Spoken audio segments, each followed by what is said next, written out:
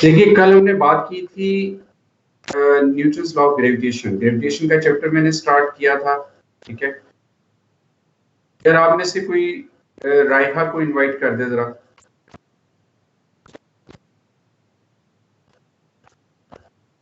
राइहा को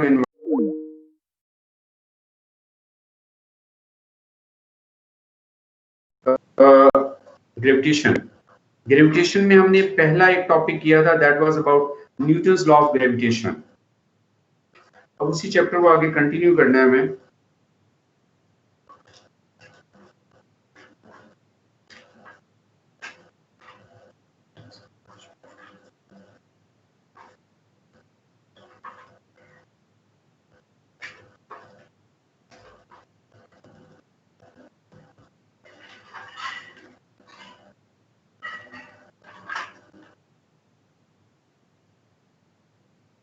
जी मैं कल वाला थोड़ा सा रिकॉल कर लूं, फिर एक क्वेश्चन सॉल्व करवाना है मुझे और फिर हम आगे चलेंगे। yes.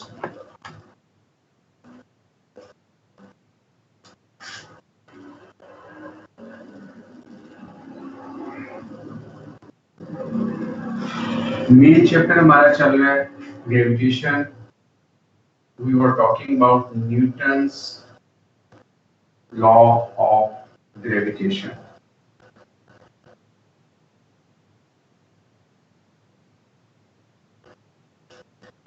Yesterday we have discussed any two materials, any two objects in the universe, they attract each other. और उसमें हमने ये बात की थी कि the force of attraction that is directly proportional to the product of masses. If both bodies have larger mass, then there will be larger force of attraction. If both bodies have smaller mass, then there will be small force of attraction. Then we have discussed that this force is inversely proportional to the square of the distance. If distance between the bodies will increase 2 times, then force will decrease 4 times. It is inversely proportional to the distance. Then we have combined F proportional to m1, m2 upon r square. Proportionality sign की जगह पे हमने constant g डाला था, capital G. Capital G is known as universal gravitational constant. This is mathematical form of Newton's law of gravitation. Capital G का हमने कहा था कि this is universal gravitational constant having fixed value 6.67 into 10 raised to -11 newton metre square per kilogram square. That value will be given to you in the data booklet. That was Newton's law of gravity. अब ये question लिखिएगा, question इसी से ही related आपको दे रहा हूं, लिखो। A space capsule, question की स्टेटमेंट है, a space capsule travels from the earth, a space capsule travels from the earth towards the moon. मैं रिपीट करता हूं, a space capsule travels from the earth towards the moon. Calculate its distance from the earth. Calculate its distance from the earth where it is. Calculate its distance from the earth where it is under zero gravity. Where it is under zero gravity. Full stop डाल के लिखें, consider only the gravity. Consider only the gravity due to the earth and moon. Consider only the gravity due to the earth and moon. मैं repeat कर रहा हूं question को।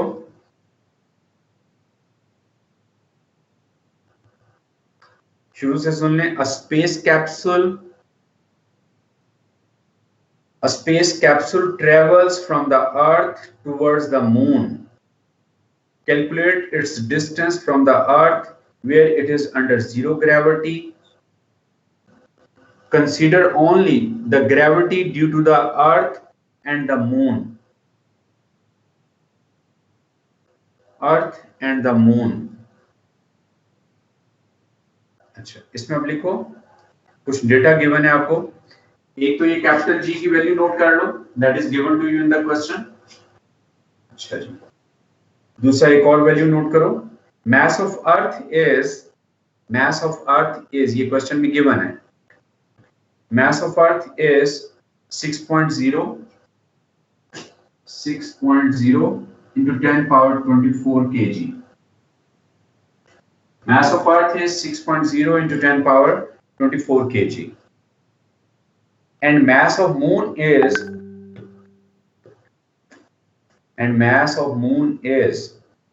7.4 into 10 power 22 kg.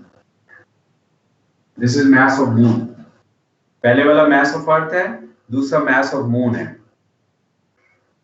एक और बात लिखो क्वेश्चन के अंदर, ये distance between center of earth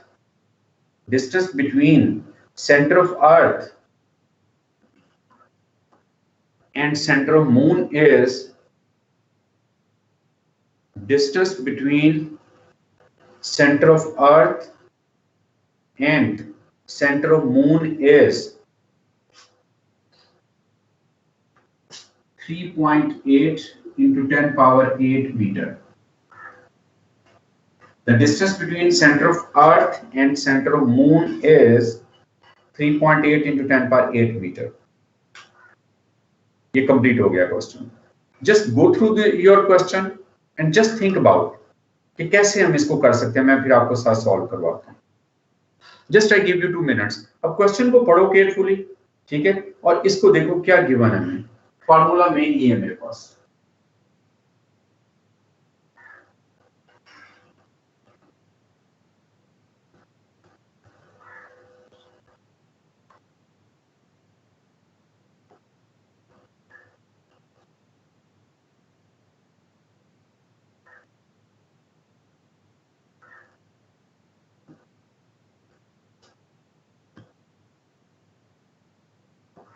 sir value of जी क्या है? ये बोर्ड पे देखें लिखी हुई है कैपिटल जी की वैल्यू। ये 6 पॉइंट है।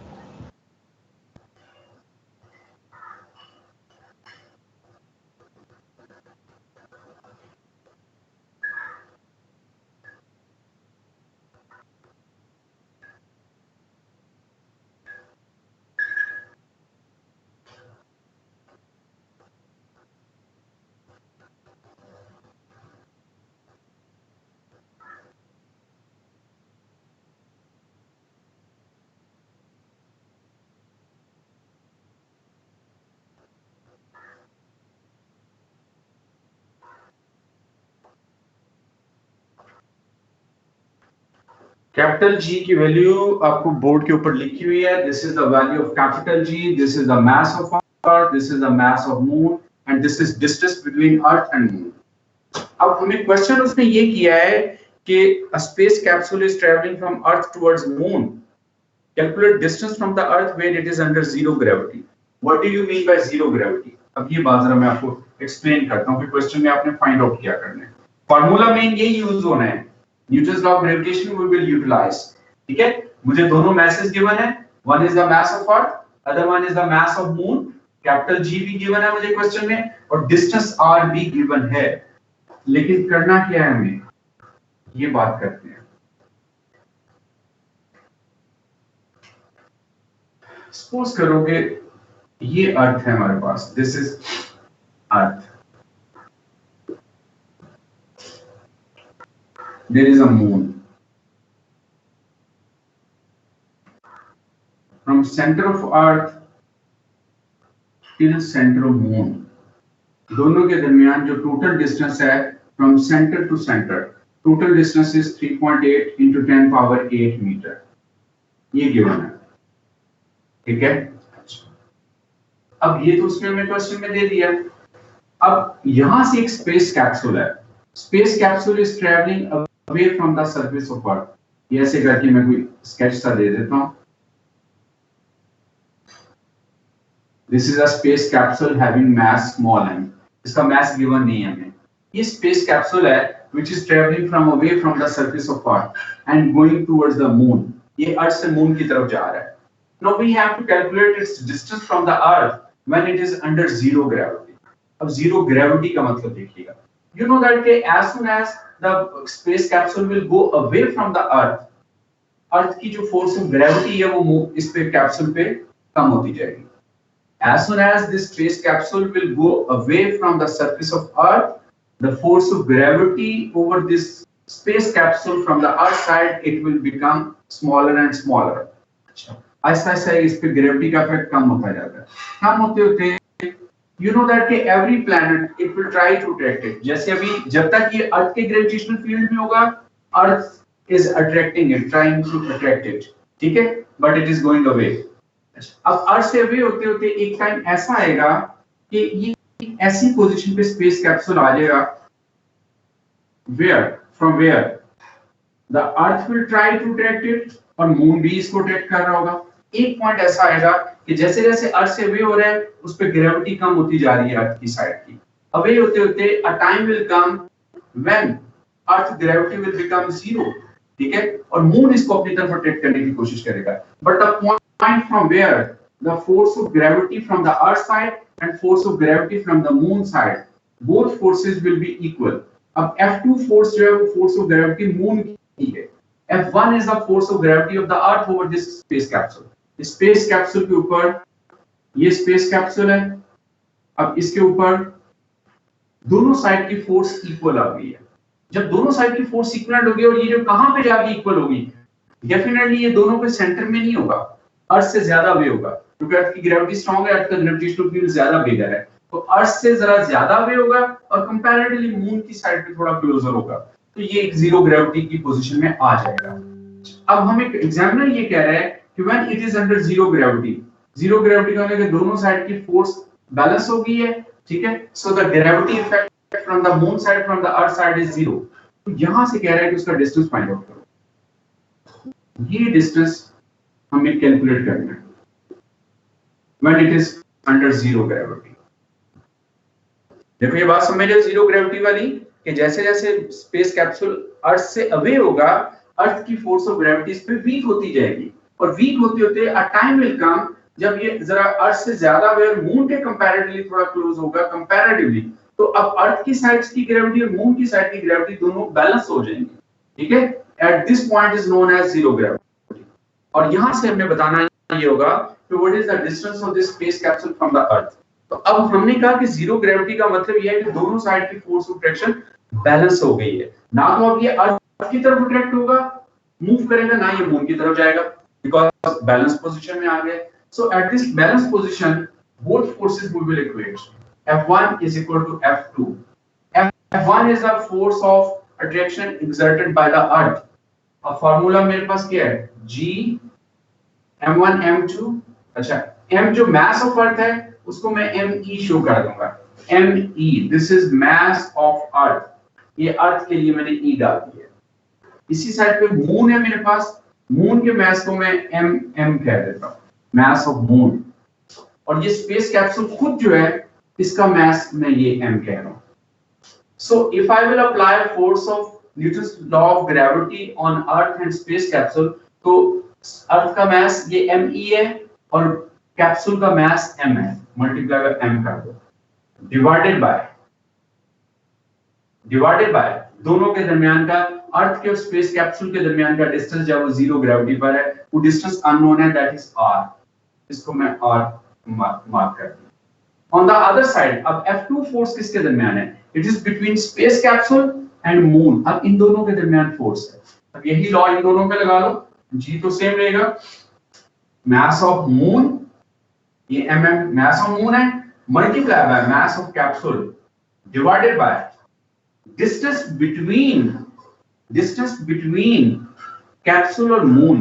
अब कैप्सूल और मून के दरमियान का डिस्टेंस कितना बनेगा? देखो टोटल डिस्टेंस हमें गिवन है, ये टोटल डिस्टेंस है.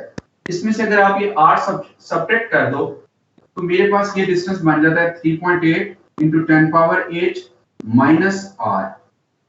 That is the distance between space capsule and moon, because total distance दोनों planet के between given है, और जो unknown है वो इसमें से subtract करो तो you will get this rest of the distance. तो moon और capsule के दरमियान का distance 3.8 into 10 power 8 minus r और इसका square करो. अब इसमें डेटा डालते हैं. ये जो स्पेस कैप्सूल है इसका मास दोनों साइड पे r है, गिवन नहीं है बट डेफिनेटली दोनों साइड पे स्पेस कैप्सूल का मास एक ही होगा, तो इसको मैं कैंसिल आउट कर देता हूं. ये कैपिटल G भी कैंसिल आउट हो जाएगा because it is on the both sides. ठीक है, सेम वैल्यू है तो कैंसिल आउट हो जाएगी. Small m is the mass of capsule, ये भी दोनों साइड पे सेम है तो कैंसिल आउट हो गया. अब मेरे पास फार्मूले में लेफ्ट साइड पे क्या आ रहा है, mass of what, it is given 6.0 into 10 power 24 divided by r square which is unknown is equal to, इस साइड पे mass of moon है, mass of moon मैंने क्वेश्चन में आपको दिया which is 7.4 into 10 power 22, 7.4 into 10 power 22 divided by ये distance है 3.8 into 10 power 8 minus r whole का स्क्वायर. अब आप इनको करो क्रॉस मल्टीप्लाई और r को सब्जेक्ट बनाओगे. देखिए इसको नोट करें. If you are not getting this solution पूछें, क्वेश्चन करें मुझसे, और अगर आपको ये बात क्लियर हो गई है तो इसको सॉल्व करो. सॉल्व करके r को सब्जेक्ट बनाओ, r डिस्टेंस फाइंड आउट करना है. और अगर आप पूछना चाहें तो बोलिएगा जरूर. इसको आराम से देखो, पूरा सॉल्यूशन देखो, डायग्राम बनाओ साथ. मैंने फोर्सेस इक्वेट की हैं जीरो ग्रेविटी की कंडीशन में और ये डेटा डाला है, सारा चेक करो.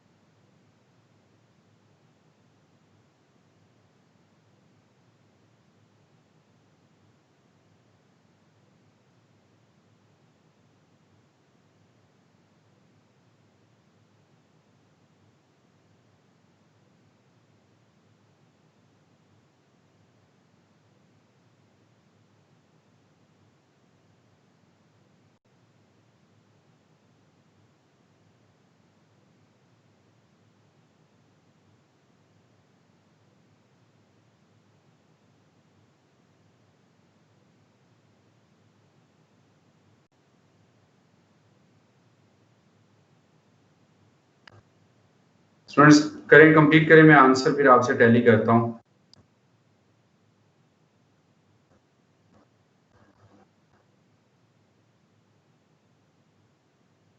एक बात माइंड में रखिएगा कि ये जो कैंसिल आउट वाली मैंने बात की है, this capital G is on both sides and having the same value. जैसे फॉर एग्जांपल ये एक नंबर है, इसकी वैल्यू 5 है, इधर भी वैल्यू 5 है, ऑब्वियसली वो सेम नंबर दोनों तरफ कैंसिल आउट हो जाएगा. दोस numbers which are on both sides and having same value हम उनको कैंसिल आउट कर सकते हैं. नहीं करना चाहते बेशक वैल्यूज डाल दें, अल्टीमेटली वही सेम आंसर आ जाएगा.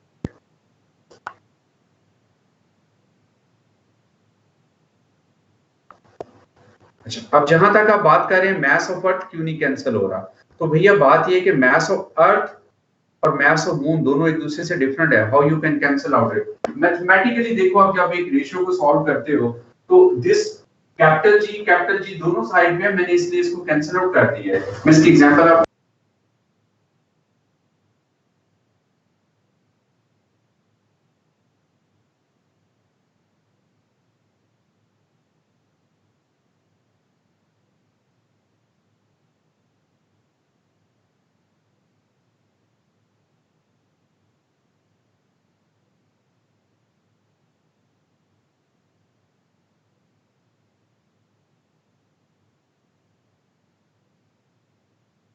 चीज मैं आपसे हाईलाइट करूंगा, मैं आपको कुछ कहता नहीं हूं, आप में से कोई एक आध स्टूपिड है जो यूजुअली माइक मेरा ऑफ कर देता है, ठीक है? मैं अभी चुप हूं, आइडेंटिफाई हुआ हुआ है वो बंदा मुझे, मैं चुप हूं सिर्फ इसलिए कि मैं क्लास में से आपको रिमूव ना करूं, ठीक है? So be careful about this thing. जिसको नहीं क्लास लेनी, you can leave my class right now.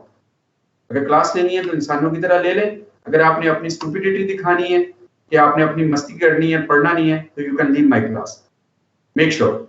But understand कि नेक्स्ट कोई माइक ऑफ नहीं करेगा, मुझे पता है। अब नेक्स्ट फिर मैं ये करूंगा, मैं क्लास में से रिमूव कर दूंगा खुद आपको, फिर बैठे रहना जाके कहां से क्लास ले रहे हो।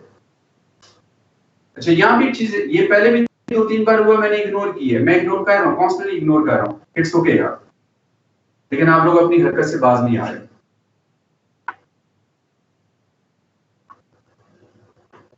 अब बात समझिए कि हमें यहाँ पे पता नहीं चल रहा होता, हमारे रिकॉर्ड में चीज नहीं आ रही होती। ये टीम सिस्टम का एक ऐप है, इसमें हर चीज हमारे पास आ रही होती है कि कौन सा स्टूडेंट कितने बजे क्लास में एंटर हुआ है, कौन सा कितने बजे लीव हो रहा है, किसने क्या किया क्या नहीं किया। तो प्लीज आप जरा थोड़ा सा इस चीज में ना होश से बैठे। अगर नहीं क्लास लेना चाहते, you can leave the class, that is very simple, no issue. आराम से सोए घर बैठ के, नेक्स्ट ईयर देखी जाएगी। देखो यार, ये जैसे इक्वेशन है ना, 5x और y is equal to 5z over b, तो भैया ये दोनों साइड पे 5 आ रहा है ना, तो इसको तो मैं ऐसे कर सकता हूँ कि अगर लेट से ये 5 मैं उधर शिफ्ट कर देता हूँ, ठीक है, तो ये 5 और 5 कैंसिल आउट हो गया, इधर खत्म हो गया, तो सेम नंबर तो कैंसिल आउट हो सकता है। बट अगर मैं कहूँ कि यार x को मैं z के साथ कैंसिल आउट कर दूं, तो they are different number, I can not cancel out. इसको उधर जाके मैं डिवाइड कर लूंगा, कोई ना कोई रेशियो बनेगी, लेकिन कैंसिल आउट नहीं होगी। सेम केसेस ओवर देयर, देखो कैपिटल जी इधर भी है, कैपिटल जी इधर भी है, इसकी वैल्यू डालो 6.67 into 10 power minus 11, 6.67 into 10 power minus 11, दोनों साइड पे सेम वैल्यू है। इसको जब उधर शिफ्ट करोगे, जैसे ये लेट्स से यही जी है, इसको मैं इक्वल की साइड पे शिफ्ट करता हूं, तो ऑटोमेटिकली ये जी और जी कैंसिल आउट हो गया, इधर से उधर शिफ्ट हो गया, तो ये चीज खत्म हो गई। इसी तरह ये m mass of capsule है ना, whatever it's value is, given नहीं है, सपोज दैट कि mass of this capsule is 1000 kg, I just suppose that। अब 1000 kg अगर वैल्यू है तो इसको उधर ले जाओगे तो 1000 ये भी कैंसिल आउट हो जाते हैं, ठीक है? But if I talk about this mass of earth and mass of moon, these are two different values। अगर मैं mass of earth को इधर शिफ्ट करता हूं, तो mass of earth रेशियो में बना के देखो, मेरे पास क्या है 6.0 into 10 power 24, ये mass of earth है, ठीक है जी। इसको लेट्स से मैं मून के नीचे ले आता हूं, मून का mass मेरे पास जो था this is 7.4 into 10 power 22, mass of earth को नीचे शिफ्ट कर लो, दिस इज 6.4 into 10 power 24, तो अब तो ये कैंसिल आउट नहीं हो सकते, ठीक है? डिवाइड होंगे, कोई एक रेशियो बनेगी, बट कैंसिल आउट नहीं होंगे। कैंसिल में क्या रूल होता है कि जो सेम नंबर होते हैं दोनों साइड पे, वो हम डिवाइड करके एक दूसरे के साथ कैंसिल कर सकते हैं, माइंड में रखिए। तो एनी, तो ये डेटा हमें डालना होगा। अब आर की वैल्यू मेरे पास जो आ रही है, अभी तक किसी ने किया है सॉल्व, तो अपना आंसर शेयर करें। आर का आंसर आपके पास आना चाहिए 3.42 into 10 power 8। आंसर बेटा मैं बता रहा हूँ, जिसका आर का फाइनल आंसर, आप इनको करो क्रॉस मल्टीप्लाई करके सारा सिंप्लीफाई करो, तो आर की फाइनल वैल्यू आ रही है 3.42 into 10 power 8 metre. You will get this answer. देखिए जरा जल्दी करें, शाबाश, कंप्लीट करें, आगे चलें फिर।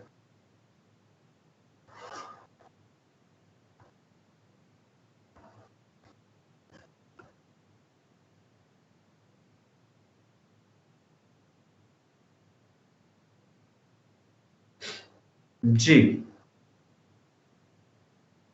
देखो, इज दैट क्लियर?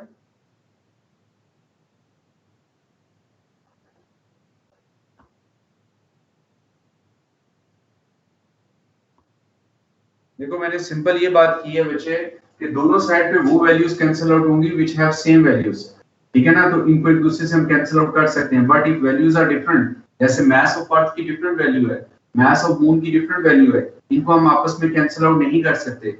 अगर मैं इसको इधर ले आता हूँ नीचे डिवाइड करता हूँ तो I will get some number, लेकिन कैंसिल नहीं होंगे, ठीक है। तो इसलिए mass of earth, mass of moon डाल दिया आपने, इधर मास ऑफ मून, इधर मास ऑफ अर्थ, नीचे ये आर है, इसको क्रॉस मल्टीप्लाई करके आर की वैल्यू निकालो, और आर का आंसर भी मैंने आपको बताया कि आर का आंसर ये आना चाहिए। चेक करें जरा, ये आंसर आ रहा है आपके पास, जल्दी शाबाश।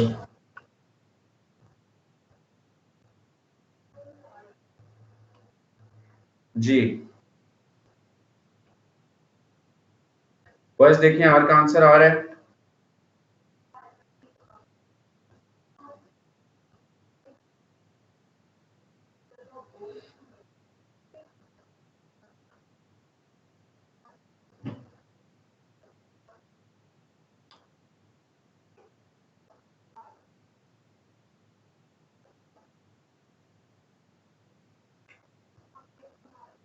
जी boys, is that clear boys?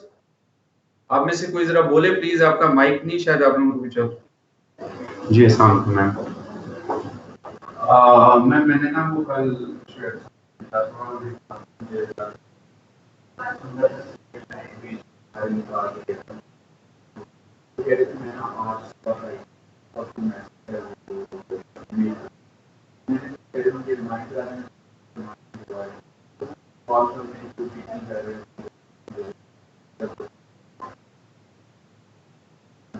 आता है ना, मेरे मानिए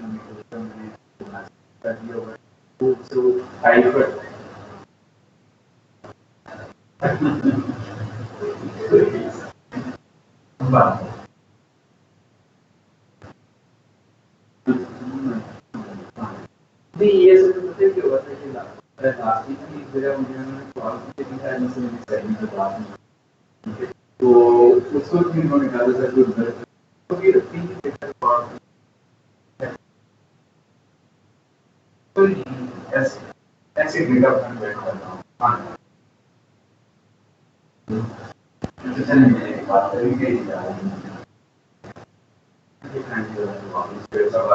तो मुझे चाहिए उन्होंने कहा मैं 10-11 बजे तक आपको आते हैं, उन्होंने कहा पहले लेगा और मुझे मेल कर दें, व्हाट्सएप कर दें, मैं भेज करता हूँ। Thank you.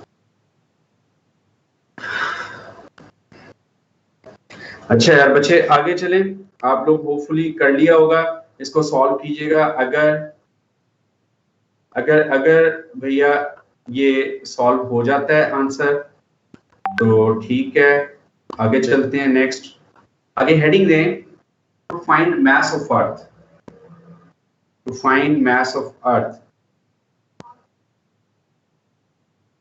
To find mass of earth. अभी ये टॉपिक है तुम्हारा, कर लोगे ना ये complete? This is just calculation है बेटा, अब क्रॉस मल्टीप्लाई करना है, मल्टीप्लाई करके आर वाले सारे फैक्टर एक साइड पे करके उसको सिंपलीफाई करोगे, you will get your this answer. अगर फिर भी कैलकुलेशन में इशू हुआ तो मुझे बता दीजिएगा, मैं बोर्ड पे ये कैलकुलेशन कर दूंगा। और अगर ओवरऑल पूरे क्वेश्चन को दोबारा कीजिएगा, अगर कोई क्वेश्चन पूछना चाहेंगे मोस्ट वेलकम, आप फिर बता दीजिएगा मुझे। अभी आपकी साइड से कोई रिप्लाई नहीं आ रहा तो इट मींस आप कर रहे हो, आंसर सब कुछ मैंने समझा दिया। आगे चलिए, next we have to talk about find mass of अर्थ।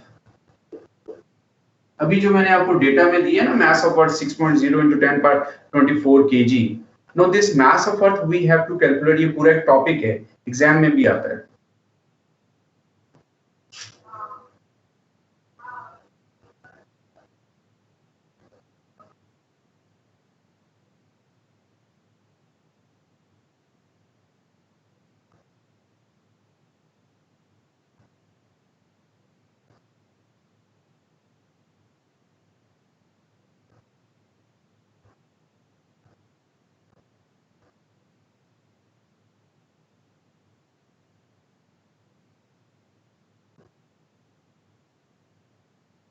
ये डायग्राम शो करें, show this diagram.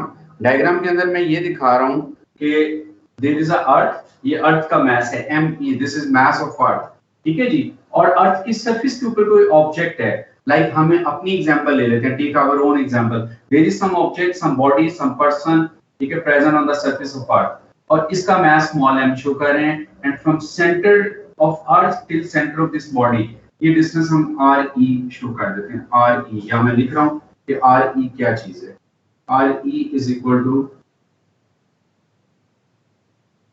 Radius of earth, that is radius of earth. अच्छा, और ये जो me है ना, आप m के साथ e कैपिटल डाल सकते हैं नीचे, छोटा सा कैपिटल E डाल दे, दैट स्टैंड्स अर्थ, तो this is the mass of अर्थ।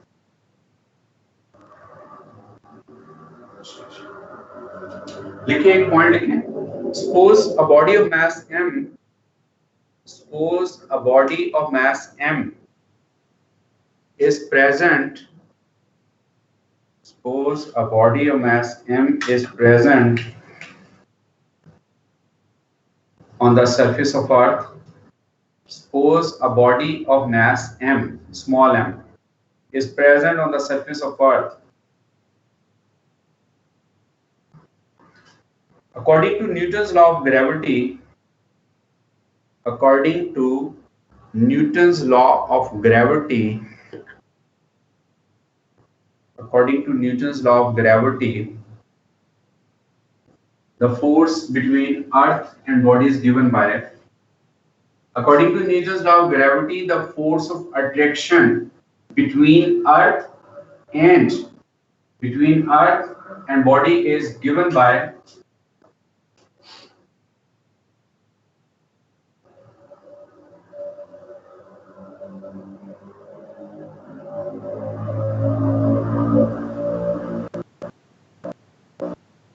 इसको इक्वेशन 1 का नाम दे देंगे। न्यूटन्स लॉ ऑफ ग्रेविटी क्या है, capital G into m1 into m2, एक मास m1 जो है वो अर्थ का मास हो जाएगा, and this m is the mass of the body, और दोनों के बिटवीन डिस्टेंस r है which is radius of the earth, because body is present on the surface. नीचे एक और पॉइंट लिखो, आल्सो, नीचे लिखो, also weight of the body is given by, also the weight of the body is given by, body का जो wait है वो अब निकालते हैं, is given by, नीचे लिखो W is equal to mg, इसको इक्वेशन नंबर 2 कर लेते हैं। also weight of the body is given by W is equal to mg। अब देखो ये जो F है, F is the force of gravity between earth and this body। weight क्या चीज है, weight you know that this is also gravitational pull of earth, weight भी तो एक फोर्स ही है ना, अर्थ का पुल है, तो weight ये भी फोर्स ऑफ ग्रेविटी है, ये भी फोर्स ऑफ ग्रेविटी है, दोनों एक ही चीज शो हो रही है, तो मैं दोनों को कंपेयर कर दूंगा, compare 1 and 2। why I am comparing, because this F is the force of gravity between earth and the body, this weight is also a force of gravity, ये weight भी gravitational pull है, gravitational force है which is acting on the body, तो दोनों को हम equate कर लेते हैं, तो I can write capital G me into m on re square is equal to m into g। अब बॉडी का जो मास है, आप यहाँ पे फिर देखिएगा, small m, this is the mass of the body, ये साइड पे भी है, ये साइड पे भी है, whatever this mass is, suppose body का मास है 80 kg, तो ये भी 80 kg है, ये भी 80 kg है, तो दोनों साइड पे ये सेम वैल्यू है, तो सेम वैल्यू को मैं कैंसिल आउट करूंगा, ये रूल याद रखें, same value will be cancel out. यहां से हम मास ऑफ अर्थ को सब्जेक्ट बनाते हैं।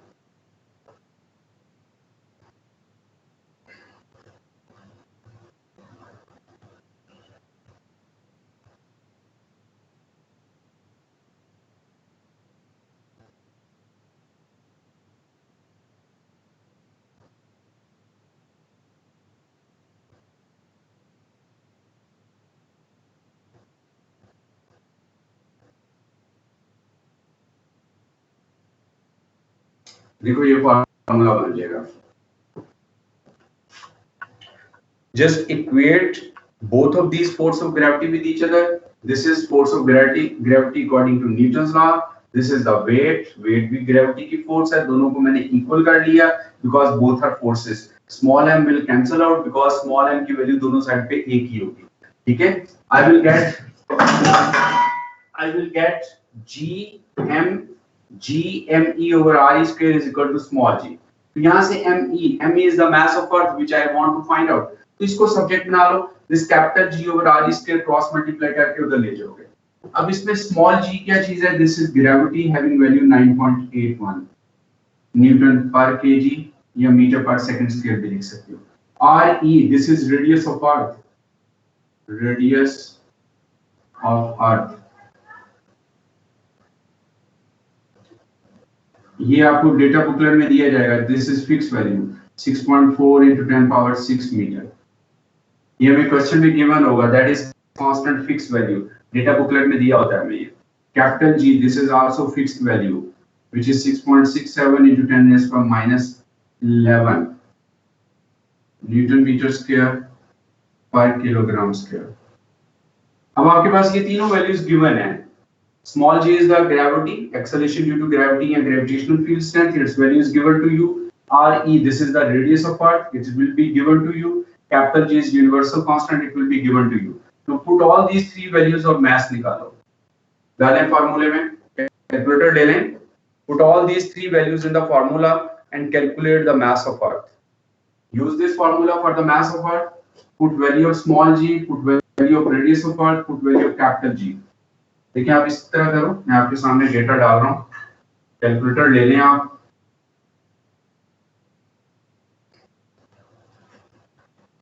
mass of earth would be small g, this is gravity having value 9.81, RE this is radius of earth, it will be given to you 6.4 into 10 power 6 take it square divided by capital G 6.67 into 10 power -11। करें इसको calculate, calculator ले लें और इसको calculate करें, देखें क्या आता है। जी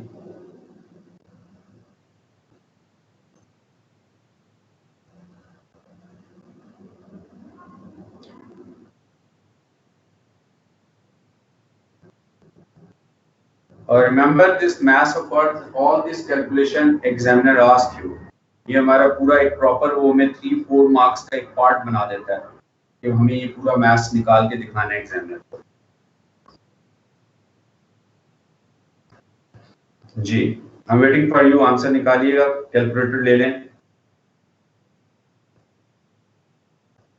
and if you want to ask any step, if you are not getting anything तो जरूर क्वेश्चन कीजिएगा।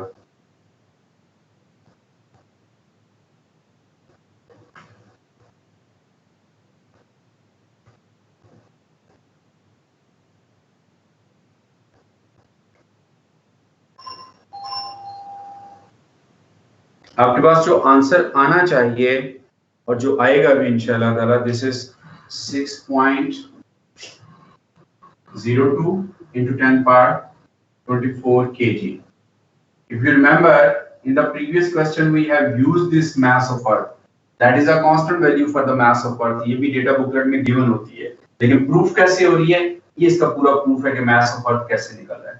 ठीक है, अभी सारे को कैलकुलेट करो, you will get this answer। ये 6.02 भी लिख सकते हो या 6 into 10 power 24 भी लिख सकते हो, नो इशू। जी जी students, have you done? I need answer from your side. यार आप में से कोई बच्चा बोल नहीं रहा, जस्ट क्वाइट हो। अपने माइक ऑन करें, जिसने सॉल्व कर लिया है, आंसर आ रहा है बताएं मुझे। ओके, एक का आंसर आ गया, डन। ओके, बाकी लोग भी जल्दी करें, शाबाश। सिंपल कैलकुलेशंस हैं, बट वन थिंग रिमेंबर, ये कैलकुलेशंस पावर के साथ हैं, तो must you have to do practice.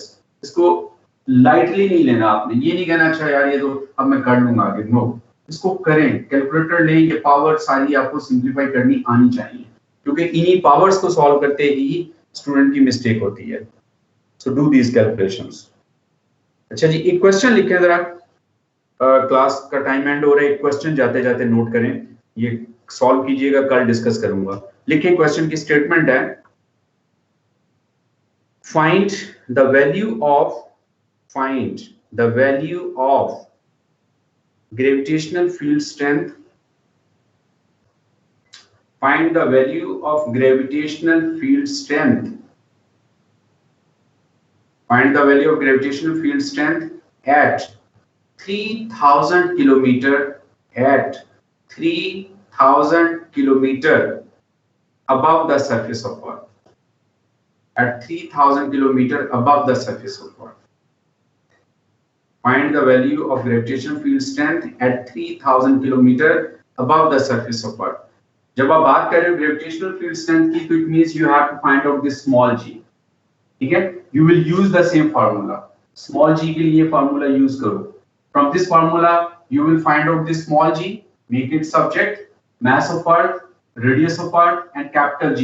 ये यही वाला कांस्टेंट डेटा जो डेटा बुकलेट में होगा, इनको यूटिलाइज कर लो, ठीक है? ये क्वेश्चन कीजिएगा, tomorrow I will discuss it with you. Question repeat कर रहा हूं जल्दी से, find the value of gravitational field strength eight 3000 kilometre above the earth surface. ये क्वेश्चन है, ठीक है जी? कीजिएगा, टुमारो इंशाल्लाह ताला I will discuss it with you. Allah Hafiz.